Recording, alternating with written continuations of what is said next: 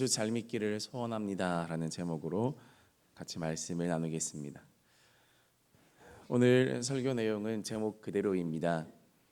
예수 잘 믿기를 소원합니다. 예수님 잘 믿기를 소망합니다. 우리 인생 흘러갈수록 더 예수님을 잘 믿기를 소원합니다. 결국 남는 것은 예수님인 줄 믿습니다. 결국 이거밖에 남는 것이 없는 줄 믿습니다. 우리는 주님의 손을 잡고 가는 것임을 믿습니다. 어떻게 하면 더 예수님을 우리가 잘 믿을 수 있을까요? 끊임없이 나를 돌아보고 또 하나님 앞에 고민하고 또 기도하고 하나님의 마음에 관심을 가지고 나를 말씀 앞에 비추어 보고 회개하고 하나님의 마음을 부어 달라고 그렇게 주님 앞에 우리가 나가야 됩니다. 이 시대를 어떻게 우리가 살아내고 또 어떻게 우리가 살아남겠습니까? 예수를 잘 믿어야 살아남을 수가 있습니다. 예수님을 제대로 믿지 못하고 또 예수님을 제대로 알지 못하여서 세상에서 유린당하는 그 고통이 얼마나 우리가 큽니까? 예수님을 제대로 알지 못하고 만나지 못해서 세상에서 당하는 고통은 말로 다 할 수 없는 고통입니다. 이 땅을 살아가면서 우리가 독해야 살아남는다. 또 똑똑해야 살아남는다. 의지가 강해야 된다. 인간관계를 잘해야 된다. 악착같이 해야 된다. 그렇게 우리가 생각하고 그렇게 살아야 살아남는 줄 알지만 그렇지 않다라는 것입니다. 결국 예수님이 나를 붙들어주지 않으면 안 된다라는 사실입니다. 예수님 믿지 않으면 오히려 나의 열심으로 내가 더 안 좋은 상황에 놓여지게 됩니다. 결국 예수님을 잘 믿는 인생을 하나님께서 보호해 주시고 또 하나님께서 지켜주시고 힘도 주시고 또 하나님께서 이끌어 주신다라는 사실을 믿으시기를 바랍니다. 해답은 예수를 잘 믿음에 있습니다. 한경직 목사님의 일화입니다. 교계의 원로와 또 중진 목사님들이 영락교회 목회를 남한 산성에 은퇴해 있던 한경직 목사님의 병문안을 갔습니다. 문안을 다 마치고 헤어질 시간이 다 되었을 때 방문자 중 한 분이 목사님 모처럼 이렇게 교계의 중진들이 한 자리에 모였는데 좋은 말씀 한마디 해주십시오라고 정중하게 요청을 했다는 것입니다. 이 요청을 받고서는 한참 골똘히 생각하던 한경직 목사님께서 이렇게 말했다고 합니다. 목사님들 예수님 잘 믿으세요.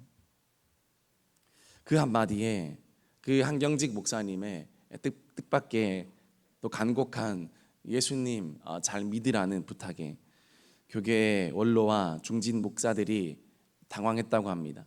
나름대로 한국 교계를 이끌어가며 이름 높다고 자부하는 목사님들이 얼마나 황당했을지 짐작이 가는 일이 아니겠습니까? 교인들이 예수님을 믿는 사람이라면 집사, 장로, 또 권사님은 예수를 잘 믿는 사람이요 목사들은 예수를 더 잘 믿는 사람이라고 할 수 있습니다. 그럼에도 불구하고 예수님을 잘 믿으라고 당부했던 이 한경직 목사님의 마지막 말씀은 우리로 하여금 스스로 돌아보게 만드는 말씀 아니겠습니까? 한경직 목사님은 종교계의 노벨상으로 불리는 템플턴상 수상식에서 자신이 상 받을 자격이 없다고 그리고 신사참배한 죄인이라고 그렇게 공개 회개하고 굳이 말씀하시지 않아도 그냥 그 영광을 그렇게 조금이라도 본인이 감사히 여기고 하면 되는데 끝까지 하나님 앞에 정직하게 자신은 그런 사람 아니라고 하나님 앞에서 고백하는 그런 정직한 믿음의 사람 아니었습니까? 우리 인생 판가름은 예수님을 잘 믿었느냐 아니냐에 달려있다라는 사실입니다. 에녹을 보십시오. 노아를 보십시오. 하나님 잘 믿는 것으로 인생의 승부수를 던졌습니다. 아브라함과 요셉과 야곱과 그리고 다윗 모두 다 동일했습니다. 그들의 승부수는 하나님이었습니다. 예수님이었습니다. 여러분, 인생을 사시면서 수없이 많은 성적표와 평가표를 받으시죠. 학교에서도 날아오고요, 회사에서도 날아오고, 여러분 기관에서도 날아오고 막 날아옵니다. 그러나 여러분, 우리의 최종 마지막 성적표는 하나님께서 발급하시는 줄 믿으시기를 바랍니다. 우리가 마지막 하나님의 그 성적표를 받아들었을 때, 그때 웃을 수 있는 그 사람이 진정한 행복자요, 또 진정한 승리자인 줄 믿습니다. 그럼 어떻게 우리가 예수님을 잘 믿을 수 있습니까? 첫 번째로 성경대로 우리는 예수님을 믿어야 되는 것입니다. 예수님을 믿는 우리의 기준은 오직 성경 말씀인 줄 믿습니다. 예수님 믿고 사는데 최종 우리의 교본과 최종 매뉴얼은 바로 성경인 것입니다. 성경에 나온 그대로 예수님을 믿도록 우리는 노력해야 되는 것입니다. 디모데후서 3장 우리 14절에서 15절 말씀까지 우리 같이 읽겠습니다. 시작. 그러나 너는 배우고 확신한 일에 거하라. 너는 내가 누구에게서 배운 것을 알며 또 어려서부터 성경을 알았나니 성경은 능히 너로 하여금 그리스도 예수 안에 있는 믿음으로 말미암아 구원에 이르는 지혜가 있게 하느니라. 아멘. 너희가 배우고 확신한 일에 거하라라고 합니다. 배우고 확신한 일이 무엇입니까? 바로 말씀입니다. 구원에 이르는 지혜가 어디에 있습니까? 성경 말씀에 있다라는 것입니다. 인생을 살아가는 방법이 성경 말씀에 다 있다라는 사실을 우리는 인정해야 된다라는 것입니다. 시대는 바뀌고 환경은 바뀌고 또 유행은 계속 바뀌어도 풀은 마르고 꽃은 시들어도, 그러나 주님의 말씀은 변함이 없는 줄 믿으시기를 바랍니다. 예수 그리스도는 어제나 오늘이나 영원토록 동일하신 분이시라는 사실입니다. 2000년 넘게, 아니요 수천 년 역사 동안 우리 하나님의 자녀들은 이 말씀을 보존하기 위해서, 말씀을 지키기 위해서 때로는 생명도 바치고 때로는 인생도 바쳐가면서 그렇게 이 말씀을 붙들고 살아갔습니다. 모든 것이 다 바뀌어도, 모든 기준이 다 바뀌어도 유일하게 변하지 않는 그 기준이 바로 말씀인 것입니다. 요즘 인공지능이 계속 발전하고 또 사람처럼 움직이고 사람처럼 생각하고 말하는 그런 로봇들도 계속 나오고 있습니다. 나중에 점점 시대가 바뀌면 이런 로봇들이랑 같이 예배를 드려도 되는가? 아니면 이런 로봇들이 앞에 나와서 찬양 인도도 하고 또 설교해도 되는가? 여러분, 그렇게 될 수도 있지 않겠습니까? 다음 세대는 줄고 있고 또 교역자도 없습니다. 어떤 일들이 우리가 살아가는 시대에 어떤 일들이 불쑥 튀어나와서 우리를 당황하게 할지도 모릅니다. 바뀌고 있는 변하는 시대에 어떻게 예수를 믿어야 잘 믿는 것인지 우리를 당황하게 할 때가 있을 것입니다. 여러분, 그러나 중요한 것은 우리가 세상과 섞이면 안 된다라는 것입니다. 세상의 가치관을 들고 교회에 들고 들어오면 교회는 위험해진다라는 것입니다. 우리 한국 교회가 70년, 80년대에는 정말 말씀 그대로 순전하게 믿었습니다. 믿음의 선배들이 기도하라면 기도했고 예배하라면 예배했고 철야하라면 철야했습니다.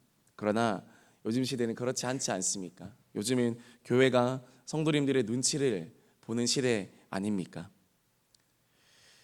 세상의 가치관을 들고 또 세상의 생각을 들고 들어오면 교회의 힘이 사라지고요. 그리고 하나님의 임재가 희미해집니다. 그거는 그렇게 대가 지불해야 됩니다. 우리가 이 교회에 하나님이 주인이 되지 않으면 마땅한 대가 지불을 해야 됩니다. 하나님의 임재를 우리가 반납해야 되고요. 또 교회의 능력을 반납해야 됩니다.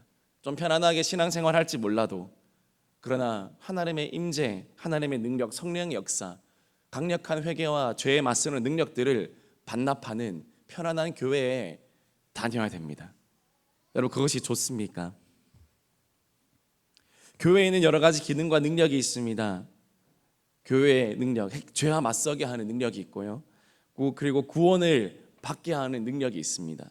또 사명을 감당하게 하는 능력이 있고, 또 사랑하게 하는 능력이 있습니다. 언제 이렇게 될 수 있겠습니까? 우리가 말씀에 우리가 순종할 때, 우리가 말씀을 붙들 때, 여러분, 이런 능력이 생기게 되는 줄 믿습니다. 말씀이 우리의 기준이 되고, 말씀이 우리의 다림줄이 될 때, 교회가 되고, 또 성도가 되고, 그렇게 예수의 제자들이 일어나고 예수님 믿게 되는 역사가 있게 되는 것입니다. 점점 혼란한 이 세상 가운데 여러분, 흔들리지 마시고 하나님의 말씀을 여러분 인생의 유일한 기준으로 받으시고, 한 가지만 보십시오. 우리 교회가 말씀대로 가는가? 내 자녀가 또 내 배우자가 말씀대로 사는가? 여러분, 그것만 보십시오. 다른 것은 또 그 뒤의 일입니다. 중심이 정말 하나님인가? 중심이 정말 예수인가? 중심이 정말 성령님이신가? 여러분, 그것만 보십시오. 중심이 정말 말씀인가? 우리가 더 말씀을 하나님 내 기준으로 삼고 나아가는 우리가 될 때 하나님께서 일하시고 역사하게 될 줄 믿습니다. 두 번째로, 어떻게 예수를 잘 믿어야 됩니까? 형식주의를 우리가 벗어나야 되는 것입니다. 에스겔 11장 19절 말씀 우리 같이 읽겠습니다. 시작. 내가 그들에게 한 마음을 주고 그 속에 새 영을 주며 그 몸에서 돌 같은 마음을 제거하고 살처럼 부드러운 마음을 주어.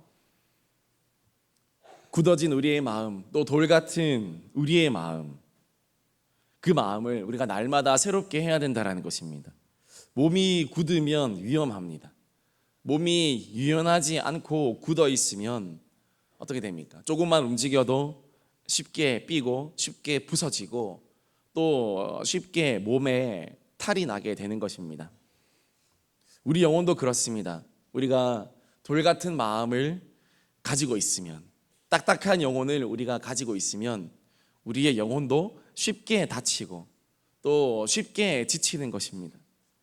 예수님을 잘 믿으려면 영, 또 새 마음, 또 살처럼 부드러운 마음이 우리 마음 가운데 회복되어야 될 줄 믿습니다.